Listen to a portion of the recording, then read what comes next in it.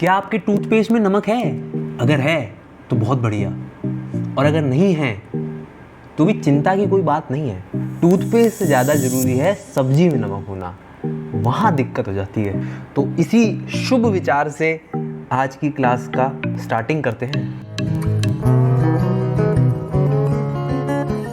तो आज की इस पार्ट में, आज के इस सेशन में हम डिस्कस करेंगे scalar and vector quantities. Scalar and vector quantities.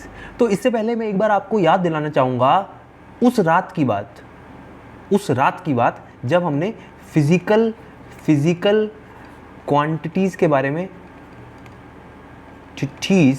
Quantities के बारे में चर्चा करी थी। क्वांटिटीज़ के बारे में चर्चा करी थी। फिजिकल क्वांटिटीज़ क्या थी? फिजिकल क्वांटिटीज़ क्या थी? फिजिकल क्वांटिटीज़ वो क्वांटिटीज़ थी जिनको हम मेजर कर पा रहे थे, और जिससे हम फिजिक्स की पढ़ाई कर रहे थे, फिजिक्स की जो पढ़ाई है, फिजिक्स के जो स्कोप है, उसमें सिर्फ फिजिकल क्वांटिटीज़ ही आती हैं। प्यार फिजिकल क्वांटिटी नहीं है, प्यार ही नहीं, कोई भी emotion, none of the emotion is physical quantity. None कोई भी नहीं, गवारों कोई भी नहीं, none of the emotion is physical quantities. Okay, none of the emotion is physical quantity. एक सवाल भी मैंने पूछा था, अगर आपको याद हो। क्या सवाल था कि is fever a physical quantity? Is fever a physical quantity? बुखार आता है? अरे यार गर्म हो रहा है यार। हाँ, करो ना भाई, बुखार ना आए, बस मौत आ जाए पर बुखार ना आए। बुखार ना आए बस। हे प्रभु। अच्छा, फिजिकल वापस आते हैं। जय हो बाबा रामदेव। तो फीवर, बाबा रामदेव यार ज़्यादा बोल जाते हैं यार, ऐसा मतलब नहीं बोलना चाहिए ना डॉक्टर के लिए, ऐसे नहीं बोलना चाहिए, थोड़ा ज़्यादा बोल गए, थोड़ा क्या देसी आदमी ठेठ थोड़ा ज़्यादा बोल गए। IMA वाले छोड़ेंगे नहीं, मुझे लग रहा है। मज़ा आएगा, अपने को तो मज़े लेने से मतलब है ना। अपने को क्या आनंद लेना है, घर पे बैठो और आनंद लो। दुनिया में जो भी भसड़ मची है उसका आनंद लो, ज़्यादा दिमाग लगाने का नहीं, है ना, ज़्यादा दिमाग लगाने का नहीं। और सपोर्ट तो किसी को करना ही नहीं ज़िंदगी में, क्योंकि आप सबसे सेफ खेलोगे अगर आप किसी को सपोर्ट करोगे, तो बहुत चांसेस है कि आपकी कुटाई हो जाए ना। तो सपोर्ट किसी को नहीं करना, इज्जत सबकी करो, सपोर्ट किसी को मत करो। सबसे best NOTA, none of the above, सबसे best. Okay, let's come back to the topic. Fever, हाँ, फीवर की बात करी थी मैंने कि क्या फीवर फिजिकल क्वांटिटी है? हम जनरली आम बोलचाल में हम बोल देते हैं कि फीवर नाप लो, बुखार नाप लो। लेकिन क्या हम बुखार नाप रहे हैं? नहीं, हम बुखार नहीं नाप रहे। It is not a physical quantity. No, it is not a physical quantity. हम क्या नापते हैं? हम नापते हैं टेम्परेचर। टेम्परेचर को नापते हैं। और टेम्परेचर अगर ज़्यादा आता है तो हम क्या कंक्लूड करते हैं? हम ये कंक्लूड करते हैं, हम करते हैं, डॉक्टर करता है, हम भी कर सकते हैं। ऐसी कोई बड़ी बात नहीं है, इसमें कोई रॉकेट साइंस नहीं है, हम भी कर सकते हैं इतना। तो क्या कंक्लूड कर सकते हैं? हम ये कंक्लूड कर सकते हैं कि जिसे भी टेम्परेचर ज़्यादा है उसको बुखार आ गया है। हम बुखार नापते नहीं हैं। बुखार एक कंक्लूजन है। हेंस बुखार is also not a physical quantity. अभी जो फिजिकल क्वांटिटीज़ होती है ना, ये दो तरह की होती हैं। फिजिकल क्वांटिटीज़ जो होती हैं वो दो तरह की होती हैं अभी हमारे लेवल में ना। वैसे आगे चल के एक तीसरा भी घुसेगा अंदर, लेकिन अभी के लिए दो ही होती हैं, ठीक है। एक स्केलर होती हैं और एक वेक्टर होती है। अब स्केलर कौन सी क्वांटिटीज़ होती हैं? अब स्केलर वो क्वांटिटीज़ होती हैं जिसमें एक magnitude with a proper unit, एक magnitude with a proper unit, KG, metre, kilometre, litre, proper unit तो जरूरी है ना यार, बिना यूनिट के तो फील नहीं आएगी, बिना यूनिट के तो फील नहीं आएगी, तो यूनिट जरूरी है, यूनिट जरूरी है। तो एक magnitude with a proper unit से ही हमारा काम चल जाएगा। But on the other hand vector quantities वो क्वांटिटीज होती हैं, वेक्टर क्वांटिटीज वो क्वांटिटीज होती हैं जिसमें सिर्फ मैग्नीट्यूड और यूनिट से काम चलने वाला नहीं है, जिसमें सिर्फ मैग्नीट्यूड और यूनिट से काम चलने वाला नहीं है। The quantity which can be determined by its magnitude, magnitude तो चाहिए, मैग्नीट्यूड तो चाहिए with a proper unit, but उसके साथ साथ क्या चाहिए, बट उसके साथ साथ क्या चाहिए, डायरेक्शन, उसके साथ साथ क्या चाहिए, डायरेक्शन।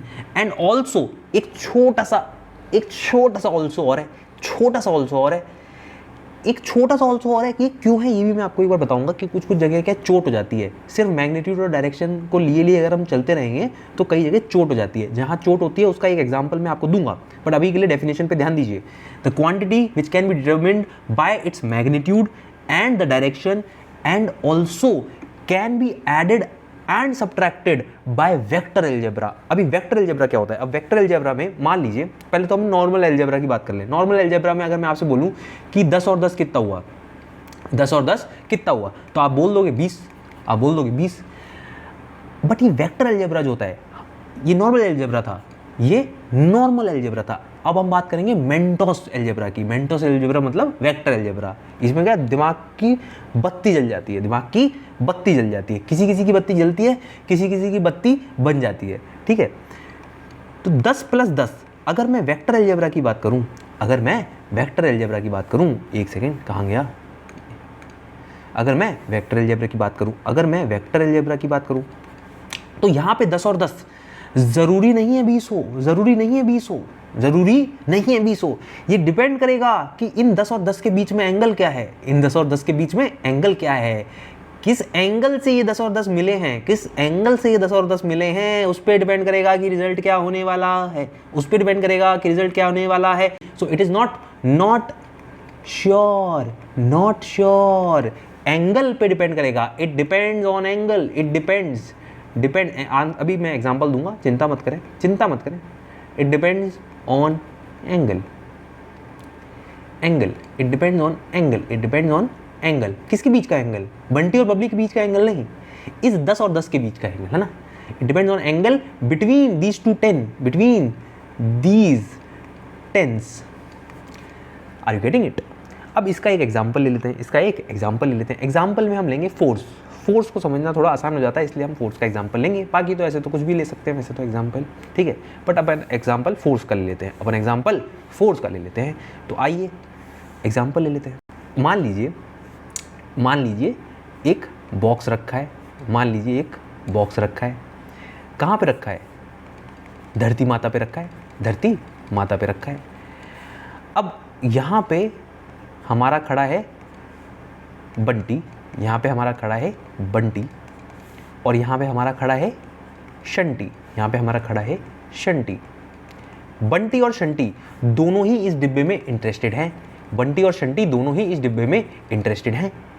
अब बंटी ने इसको खींचा, अब बंटी ने इस डिब्बे को खींचा, जब इस डिब्बे को खींचा तो फोर्स कुछ ऐसे लगाया, खींच रहा है ना, तो फोर्स ऐसे लगाया। मान लेते हैं ये फोर्स है 10 न्यूटन, न्यूटन क्या है, न्यूटन एसआई यूनिट होती है, स्टैंडर्ड यूनिट होती है फोर्स की, और मान लेते हैं कि शंटी ने भी बराबर ही फोर्स लगा दिया 10 न्यूटन का, बट अपनी तरफ उल्टी साइड पे। तो इस केस में कितने फोर्स हैं? 2 फोर्स हैं, एक जो बंटी ने लगाया, एक जो शंटी ने लगाया, अब बंटी और शंटी दोनों ने 10-10 न्यूटन फोर्स लगाया, लेकिन इनके बीच का जो एंगल है वो कुछ इस तरह है कि जब मैं ये 10 और 10 जोड़ूंगा,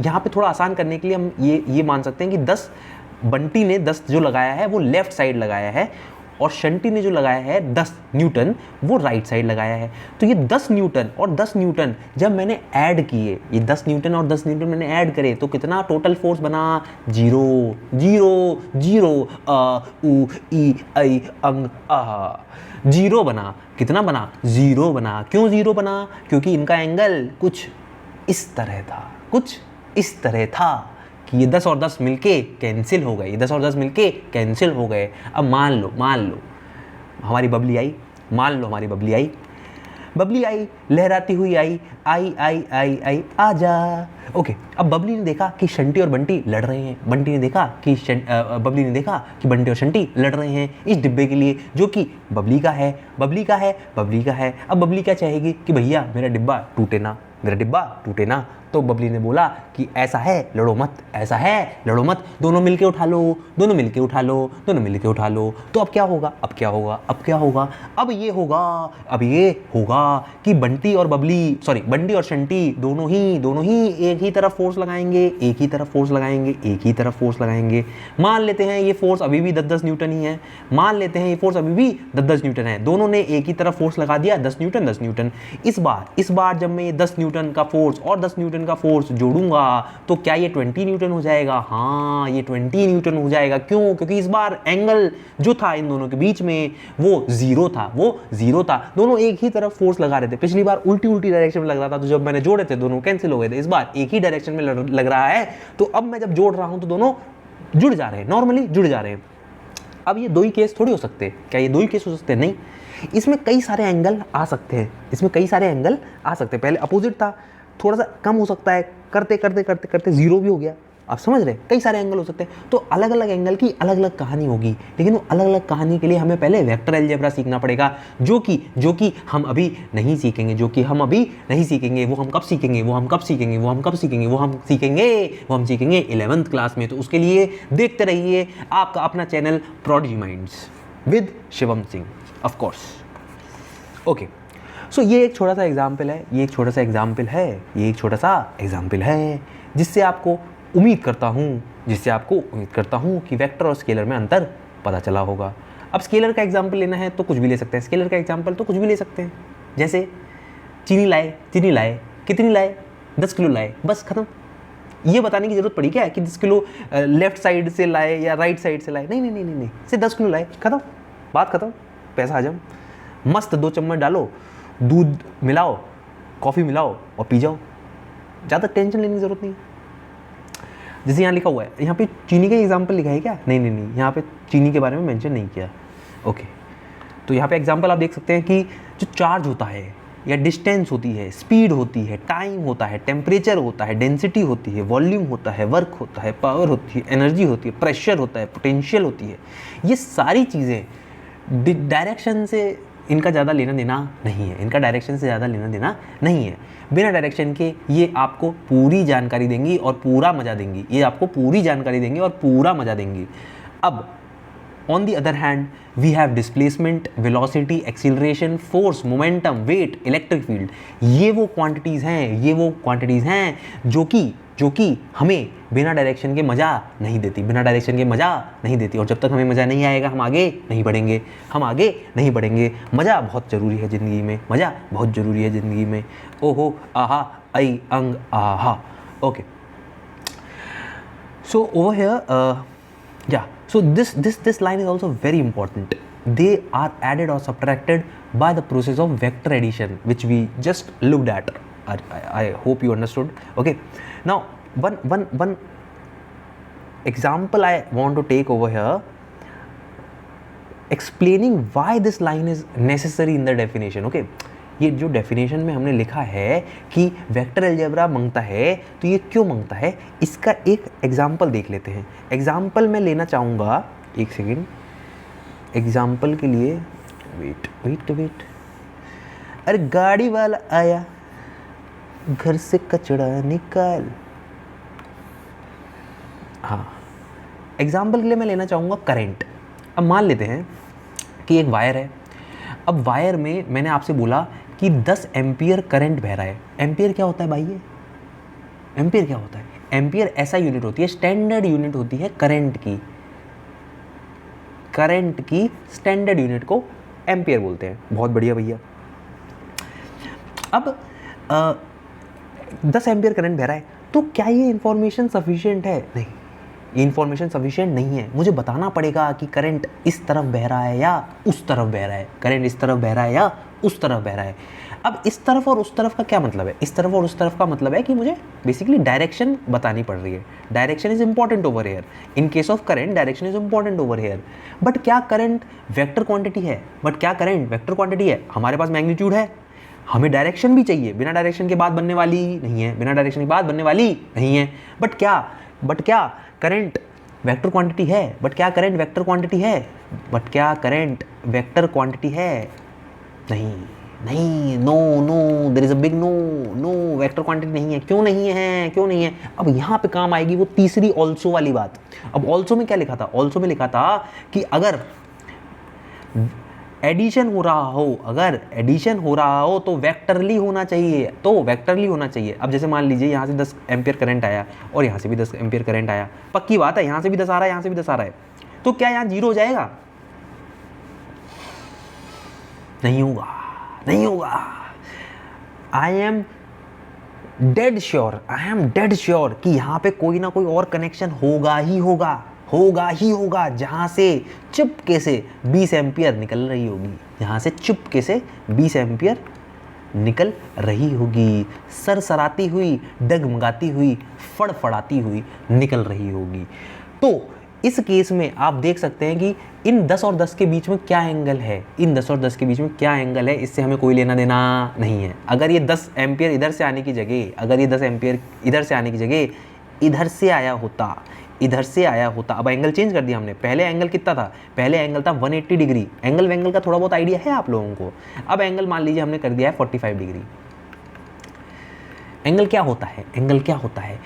कितनी ओपननेस है या क्लोजनेस है, ये बताने का एक जरिया है एंगल, बस और कुछ नहीं। तो 180 डिग्री मतलब ज़्यादा दूर है, ज़्यादा ओपननेस है। 0 डिग्री मतलब कि समझे? 0 डिग्री मतलब काम तमाम है, ठीक है। तो 20 एम्पियर, अब ये 10 एम्पियर मान लो यहाँ से ना आके यहाँ से आता 10 एम्पियर, तो 10 इधर से आ रहा है, 10 इधर से आ रहा है, तो भी क्या ये 20 रहता है? हाँ, तो भी ये 20 रहता है। यानी यहाँ पर तो नॉर्मल अलजेब्रा काम कर रहा है दादा, जो हम पढ़ते आए हैं कि 10 और 10 20, तो नॉर्मल अलजेब्रा यहाँ चल रहा है। यहाँ पे वेक्टर अलजेब्रा चल नहीं रहा, इसीलिए मैंने कहा कि ये वेक्टर क्वांटिटी नहीं है, हाँ, हो, हई, हो, हा, हु। तो इस वजह से वो ऑल्सो लगाना ज़रूरी था। तो आई होप आपको वेक्टर और स्केलर क्वांटिटी में डिफरेंस समझ में आ गया होगा। अब एक छोटा सा पॉइंट और बताना चाहूँगा। अभी ना इधर उधर जो है ये बोलने में तो ठीक लगता है, लेकिन लिखेंगे कैसे? मैं बोलूँ उधर से लाया, जैसे मान लो मैंने आपसे बोला कि अब जैसे चीनी लाया था, तो चीनी कितनी लाया? 8 किलो, ठीक है, मान लेते हैं चीनी 8 किलो आई। अब मम्मी ने पूछा कि किधर से आई, तो मैंने बोला उधर से आई। तो उधर किधर है ना? उधर किधर? तो वैसे तो आप उंगली करके दिखा दो, मैं उधर से लाया, मैं उधर से लाया, उधार नहीं लाया, पैसे दे के लाया, लेकिन उधर से लाया, ठीक है। आई होप यू अंडरस्टूड, ठीक है। मैं उधर से लाया। तो अब क्या है कि अगर मुझे ये कॉपी पे रिप्रेजेंट करना हो, तो ऐसा तो मैं करूँगा नहीं कि अपनी उंगली काट के रख दूँ उस तरफ एंगल बना के, नहीं। उंगली तो क्या है, अब चलो उंगली रख भी दी तो कितनी रख दोगे? लिमिटेड उंगलियाँ हैं ना। तो इस वजह से हम क्या करते हैं ना, थोड़ा आसान तरीका अपनाते हैं। क्या करते हैं हम लाइनें खींच देते हैं। जैसे मान लीजिए कि आप इस दुकान से चीनी लाए, ये है हमारी दुकान, गुप्ता जी की दुकान। इसको पूरा लिखेंगे, गुप्ता स्टोर, हाँ, गुप्ताज दुकान, ठीक है, दुकान ही सही है, स्टोर की ज़रूरत नहीं है। और ये हमारा बंटी का घर है, ये हमारा बंटी का बंटीज़ होम। अब मम्मी जी ने पूछा कि चीनी किधर से लाया, तो बंटी ने बोला उधर से लाया। तो उधर से तो काम बनेगा नहीं, वैसे तो पता कि उधर से लाया, लेकिन पेपर पे कैसे बताऊंगा? तो पेपर पे करने के लिए हम क्या करते हैं, लाइन खींच देते हैं और एक एरो मार देते हैं। तो इससे क्या होता है कि पेपर पे आसानी हो जाती है बताने में, और तो कुछ खास है नहीं। अब इसमें एक चीज़ और जो नोट करने वाली है, ये जो हेड है, इसको बोलते हैं हेड। ये जो हेड है, ये क्या है, डायरेक्शन रिप्रेजेंट करता है। ये जो है हमारा डायरेक्शन रिप्रेजेंट करता है, और इस पार्ट को बोलते हैं टेल। इस पार्ट को बोलते हैं टेल। ये हमारा कुछ खास रिप्रेजेंट नहीं करता है, ये हमारा कुछ खास रिप्रेजेंट नहीं करता है। बेसिकली हमारा जो लोकेशन है वो रिप्रेजेंट करता है कि टेल जो हमारी जहाँ है वो हमारी एक्चुअल लोकेशन है, वहाँ से हेड जो है हमें किस तरफ इशारा हो रहा है वो दिखा रहा है, ठीक है, वो उस तरफ डायरेक्शन दिखा रहा है, ठीक है। और ये जो लेंथ है, ये जो लेंथ है इस डंडे की, ये जो लेंथ है इस डंडे की, ये बेसिकली मैग्नीट्यूड रिप्रेजेंट करती है।